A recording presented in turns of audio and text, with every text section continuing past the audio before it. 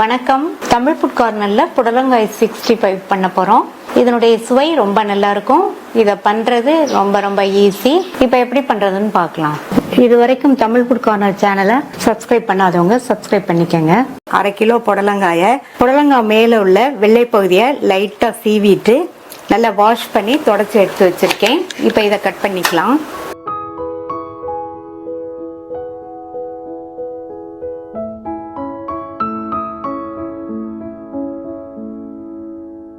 இந்த மாதிரி கட் பண்ணிட்டு புடலங்கால உள்ள விதைகள் இருக்கும், அதை எடுத்துடலாம். ஒரு ஸ்பூன் வச்சு எடுத்துட்டோம்னா வந்துடும்.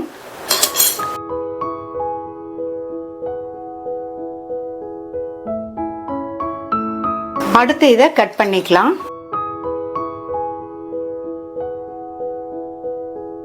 கொஞ்சம் திக்கா கட் பண்ணிக்கங்க, ரொம்ப மெல்லிசா கட் பண்ண வேண்டாம். இந்த புடலங்காய் குண்டா இருந்ததுனால நான் ஹாஃப் ரவுண்டா கட் பண்றேன். நீங்க எடுக்கிற புடலங்காய் ஒல்லியா இருந்தா ஃபுல் ரவுண்டாவே கட் பண்ணிக்கங்க. நல்லா ரவுண்டா கட் பண்ணிக்கங்க. இதே மாதிரி எல்லாத்தையும் கட் பண்ணிக்கலாம். கட் பண்ணியாச்சு. இந்த மாதிரி திக்னஸ்க்கு இருக்கிற மாதிரி கட் பண்ணிக்கங்க. கட் பண்ண புடலங்காயை இந்த பாத்திரத்துல சேர்க்கிறேன். இது கூட 1/2 டீஸ்பூன் மஞ்சள் தூள், 1/2 டேபிள் ஸ்பூன் தனி மிளகாத்தூள், 1 டீஸ்பூன் கொத்தமல்லி தூள், 1/2 டீஸ்பூன் கரம் மசாலா தூள்,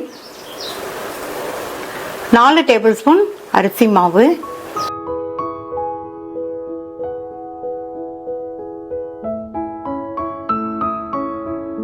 2 டேபிள் ஸ்பூன் சோள மாவு சேர்க்கிறேன். கார்ன்ஃபிளவர் மாவு சேர்க்கிறேன். அடுத்து 1/2 டேபிள் ஸ்பூன் இஞ்சி பூண்டு விழுது சேர்த்துக்கலாம். 1 டீஸ்பூனுக்கு கொஞ்சம் கம்மியா லெமன் ஜூஸ் சேர்க்கிறேன். இதுக்கு தேவையான அளவு உப்பு சேர்த்துக்கலாம். இப்ப எல்லாம் ஒன்னா மிக்ஸ் ஆகுற மாதிரி நல்லா கலந்து விட்டுருங்க. இந்த மாதிரி மிக்ஸ் பண்ணிட்டு இதுல கொஞ்சமா தண்ணி தெளிச்சுக்கலாம். 1 டேபிள் ஸ்பூன் மட்டும் தண்ணி இந்த மாதிரி தெளிச்சுட்டு மறுபடியும் இந்த மாவெல்லாம் நல்லா ஒன்னா மிக்ஸ் ஆகுற மாதிரி நல்லா இந்த மாதிரி கலந்து விட்டுருங்க. நம்ம சேர்த்துருக்கிற மாவு, இந்த மசாலா எல்லாமே எல்லா பீசஸ்லயும் கோட் ஆகுற மாதிரி நல்லா இந்த மாதிரி கலந்துக்கலாம். இன்னொரு 1/2 டேபிள் ஸ்பூன் மட்டும் தண்ணி தெளிச்சுக்கிறேன்.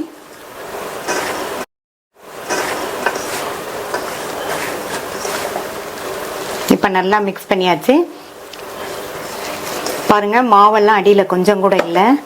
இந்த அளவுக்கு மிக்ஸ் பண்ணிட்டு எண்ணெயில போட்டு பொரிச்சு எடுத்துடலாம். பொரிக்கிறதுக்கு எண்ணெய் விட்டு சூடாயிடுச்சு. நம்ம மேரினேட் பண்ணி வச்ச புடலங்காயை எடுத்து இந்த மாதிரி சேர்த்துடலாம்.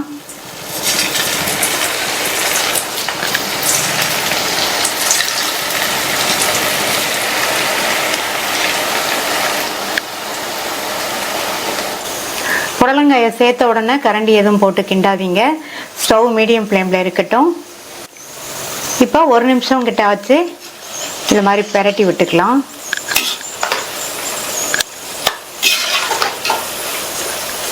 இந்த மாதிரி பெரட்டி விட்டு இந்த புடலங்காய் பீசஸ்லாம் நல்லா மொறுன்னு வந்ததுக்கு அப்புறமா எடுக்கணும். நல்லா பெரட்டி விட்டாச்சு. புடலங்காய் நல்லா ஃப்ரை ஆயிடுச்சு பாருங்க. இந்த மாதிரி சத்தம் கேட்கணும். இப்போ எடுத்துடலாம். மீதி உள்ளதையும் எண்ணெயில் போட்டு பொரிச்சு எடுத்துடலாம். நல்லா மொறுன்னு டேஸ்டான புடலங்காய் 65 ரெடி ஆயிடுச்சு.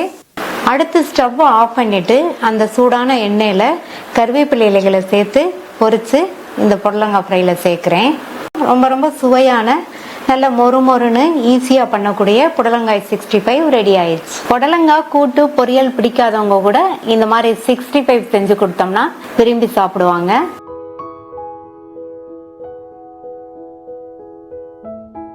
வாழைக்காய் 65 பண்ண போறோம். எல்லா வகை சாதத்துக்கும் சைட் டிஷ்ஷா வச்சு சாப்பிட்டுக்கலாம். 2 மீடியம் சைஸ் வாழைக்காய் எடுத்து வச்சிருக்கேன். இந்த வாழைக்கால காம்பு பகுதியையும் இந்த சைடும் கட் பண்ணிட்டு 2 வாழைக்காலையும் மேல் தோலை சீவிக்கலாம்.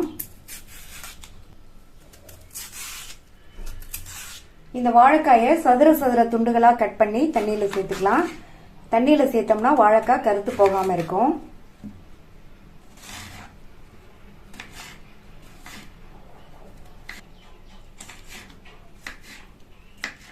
ரொம்ப பெருசாகவும் இல்லாம ரொம்ப சின்னதாகவும் இல்லாம இந்த மாதிரி மீடியம் சைஸ் துண்டுகளா கட் பண்ணிக்கலாம். 2 வாழைக்காயும் கட் பண்ணி தண்ணியில சேர்த்தாச்சு. இப்ப இதில் உள்ள தண்ணியை வடிச்சிடலாம். தண்ணியை வடிச்சிட்டு இது கூட 1 டீஸ்பூன் இஞ்சி பூண்டு பேஸ்ட், 1/4 டீஸ்பூன் மஞ்சள் தூள், 1 டீஸ்பூன் தனி மிளகாத்தூள், 1/2 டீஸ்பூன் சோம்பு தூள், 1/2 டீஸ்பூன் சீரகத்தூள், 1/2 டீஸ்பூன் கரம் மசால் தூள். அப்புறமா இது கூட பைண்ட் பண்ணி கொடுக்கறதுக்காக நம்ம மாவெல்லாம் சேர்க்க போறோம். இதுல 1/2 டீஸ்பூன் கடலை மாவு, அரிசி மாவு 1/2 டீஸ்பூன், அப்புறமா கார்ன்ஃபிளவர் மாவு 1/2 டீஸ்பூன். கடைசியா இதுல இதுக்கு தேவையான அளவு உப்பும் பொடியா கட் பண்ண கறிவேப்பிலை இலைகளையும் சேர்த்துட்டு எல்லாத்தையும் நல்லா ஒன்னா மிக்ஸ் பண்ணி விட்டுறலாம்.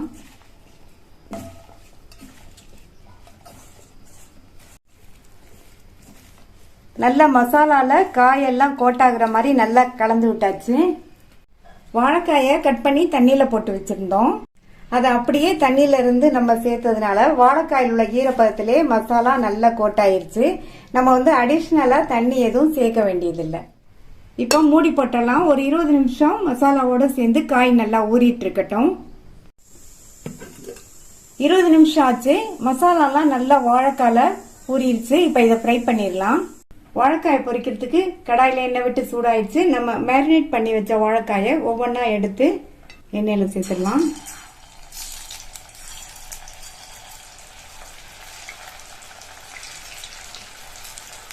வாழைக்காயை சேர்த்ததுக்கு அப்புறமா ஸ்டவ்வை மீடியம் ஃப்ளேம்ல வச்சுட்டு கொஞ்சம் நேரம் கழிச்சு இந்த மாதிரி பரட்டி விட்டுறணும்.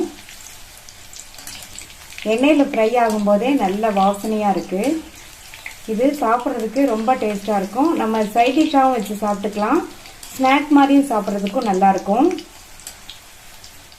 இந்த மாதிரி கிண்டி கொடுத்துட்டே இருந்தாதான் எல்லா வாழைக்காயும் நல்லா ஒன்று போல வெந்து இந்த 65 சாப்பிட்றதுக்கு நல்லா சாஃப்டாகவும் டேஸ்டாகவும் இருக்கும்.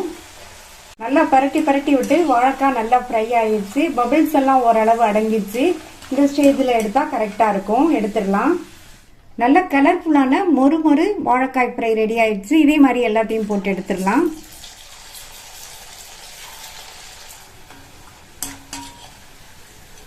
எல்லா வாழைக்காயும் சூப்பரா ஃப்ரை பண்ணி எடுத்தாச்சு.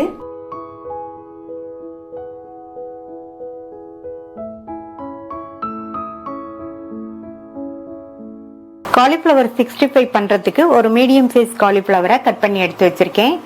இப்போ இதை பிளான்ச் பண்ணிக்கலாம். இந்த பேன்ல தண்ணி விட்டு நல்லா கொதிச்சிட்டு இருக்கு. இதுல 1 டீஸ்பூன் கல் உப்பும் 2 பிஞ்ச் மஞ்சள் தூளும் சேர்த்துக்கங்க. இது கூட நம்ம கட் பண்ணி வச்ச காலிஃப்ளவரை சேர்த்துக்கலாம். இந்த தண்ணியில இந்த காலிஃப்ளவர் 3 நிமிஷத்துக்கு மட்டும் வேகட்டும். 3 நிமிஷம் வேக வச்சோம்னா காலிஃப்ளவர் கொஞ்சம் சாஃப்ட் ஆகி வரும். இப்ப 3 நிமிஷம் ஆச்சு. காலிஃப்ளவர் லைட்டா வெந்திருக்கும். கண்ணுக்கு தெரியாத பூச்சியெல்லாம் இந்த தண்ணியிலேயே விழுந்திருக்கும். இந்த ப்ராசஸ் பண்ணோம்னா நம்ம காலிஃப்ளவர் 65 எண்ணெயில போட்டு பொரிக்கும் போது வெளியில நல்லா கிறிஸ்பியா இருக்கும், உள்ளேயும் நல்லா சாஃப்டா இருக்கும். இப்ப இதை நம்ம தனியா வேறொரு பாத்திரத்துக்கு மாத்தி வச்சிடலாம். நல்லா தண்ணியை வடிச்சிட்டு மாத்தி எடுத்து வச்சுக்கோங்க.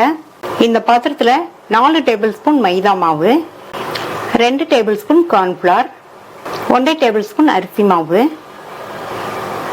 1 tablespoon Kashmir chilli powder, 1/4 teaspoon கரம் மசால் தூள், 1/2 டேபிள் ஸ்பூன் இஞ்சி பூண்டு விழுது. இந்த மிக்சிங்க்கு தேவையான அளவு உப்பு நல்லா மிக்ஸ் பண்ணி விட்டுட்டு இது கூட கொஞ்சம் கொஞ்சமா தண்ணி சேர்த்து நல்லா கலந்துக்கலாம்.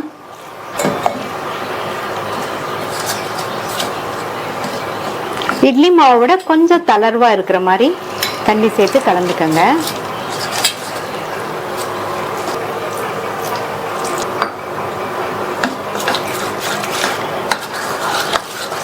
கட்டி இல்லாம கலந்துக்கணும்.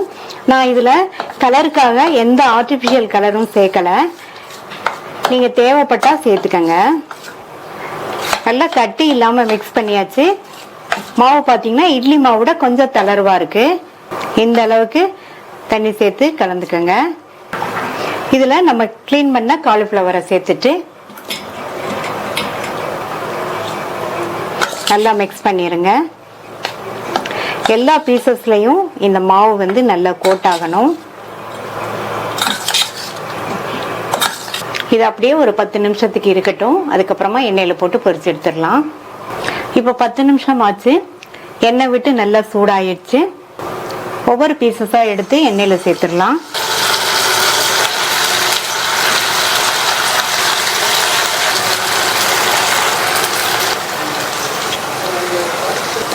எண்ணெய் நல்லா சூடானதுக்கு அப்புறமா நம்ம காலிஃப்ளவர் பீசஸ் சேர்க்கணும்.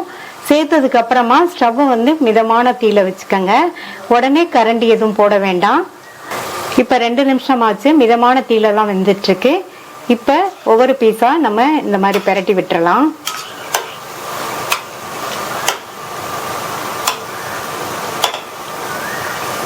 இந்த மாதிரி அடிக்கடி பெரட்டி விடுங்க. பெரட்டி விட்டு இந்த எண்ணெயில் உள்ள பபிள்ஸ் எல்லாம் அடங்கினதுக்கு அப்புறமா எடுத்துடலாம். இது நல்ல கோல்டன் ப்ரௌனா வந்துடும். நல்லா இந்த மாதிரி பெரட்டி விட்டாச்சு. நல்லா ஃப்ரை ஆயிடுச்சு. பபிள்ஸும் ஓரளவு அடங்கிருச்சு. கோல்டன் ப்ரௌன் கலரா இருக்கு பாருங்க. இந்த ஸ்டேஜ்ல எடுத்துடலாம். வெளியில நல்லா மொறுமொறுன்னு உள்ள சாஃப்டா சுவையான காலிஃப்ளவர் 65 ரெடி ஆயிடுச்சு. மீதி உள்ளதையும் பொரிச்சு எடுத்துடலாம். இதை ஈவினிங் டைம் ஸ்நாக்காகவும் சாப்பிட்டுக்கலாம். மீல்ஸ் சாப்பிடும்போது சைட் டிஷ்ஷாகவும் வச்சுக்கலாம். ட்ரை பண்ணி பார்த்துட்டு உங்கள் கமெண்ட்ஸை சொல்லுங்கள். தேங்க்யூ.